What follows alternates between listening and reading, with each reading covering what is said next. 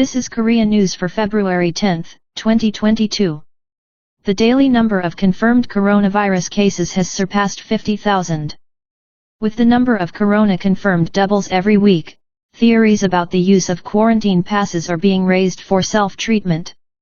As the Omicron response system, including the implementation of a new home treatment system, is in full swing from the 10th, questions are being raised about the effectiveness of the access list, including the QR code and the quarantine pass.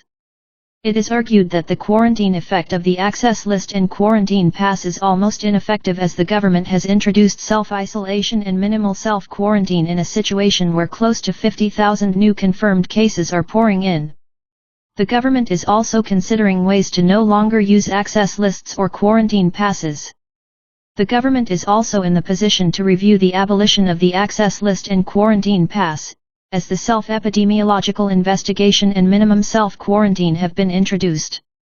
At a briefing on the same day, Son Young-rae, head of the Social Strategy Division of the Central Accident Resolving Headquarters, said, "With the introduction of the self-reported survey, we will operate to what extent epidemiological investigations are conducted based on information technology, IT, and whether to maintain an electronic access list for tracking the movement of confirmed patients is also included. We will review it," he said. Koh Young, a spokesperson for the Korea Centers for Disease Control and Prevention, said, "The completion of vaccination plays an important role in lowering the severity of COVID-19 infection." While U.S. state governments have decided to ease the mandatory wearing of masks one after another, the head of the U.S. Health Department also mentioned updating the guidelines for wearing masks. "We're working to keep pace with current trends in mask-wearing guidelines," said CDC Director Rochelle Walensky at a White House briefing on the 9th, local time.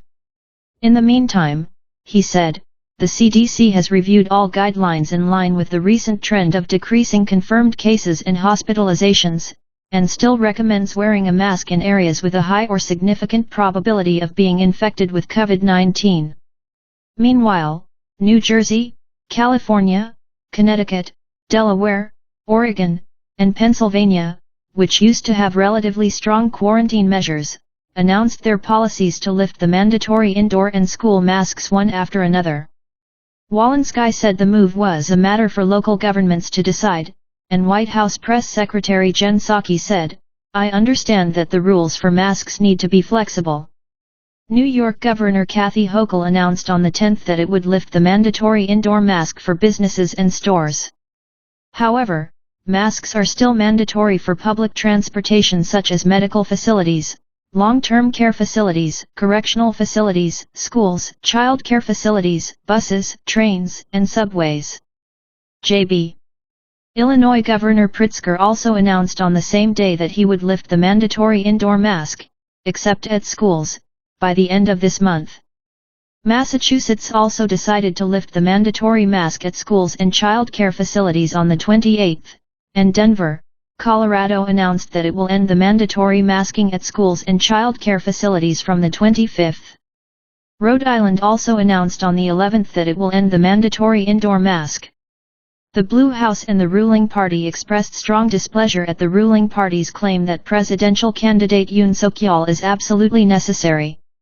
People's Strength presidential candidate Yoon seokyal pointed out to the Moon Jae-in government and the ruling party how many crimes the Democratic Party regime has committed using the prosecution, suggesting an investigation into related issues after taking office. The Blue House then made an unusual official position, saying it was very unpleasant. Democratic Party candidate Lee Jae-myung said, "I am very embarrassed that it could sound like political retaliation," and the ruling party responded with furious reactions, saying, "How dare you say that the Moon Jae-in government is corrupt?" Candidate Yoon countered, "What I did is just dealing with corruption, and what others do is retaliation."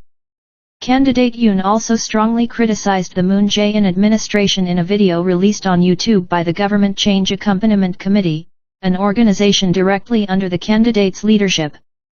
Candidate Yoon said, "This government says that they are the successors of the Kim Dae-jung and Roh Moo-hyun administrations, but I think it is a scam strong," he said. In the meantime, candidate Yoon has emphasized that there is no political retaliation. On this day, too, he met Archbishop Zhang Suntaik of Seoul National University, the Catholic parish, and emphasized integration and hope.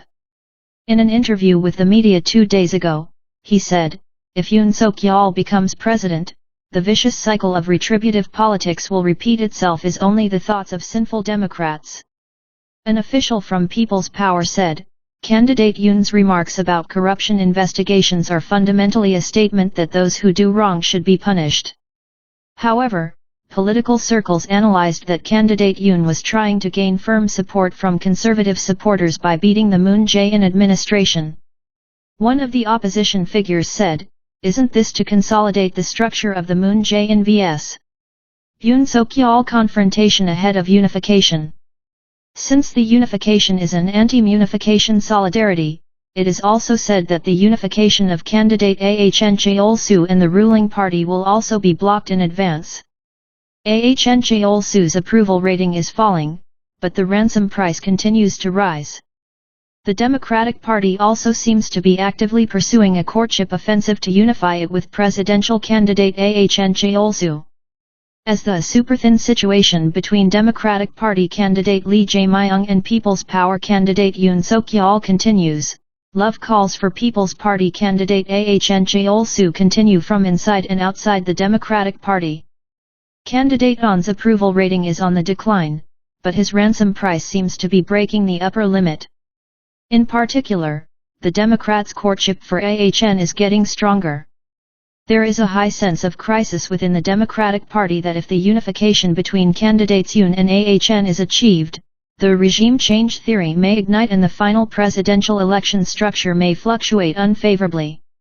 A person close to candidate Lee said on the 9th, "Even if everything that candidate Ahn asks for is granted, we must unconditionally unify it. The Democratic Party can give candidate Ahn everything he wants, but the people can't give it virtually anything," said Lee. "The motion for appointment will be rejected, and there is no way for Ahn to accept the proposal," he said. Considering the number of seats of the Democratic Party, which currently has 172 seats, it means that cooperation with the Democratic Party is much more advantageous for Yoon's political course after the election.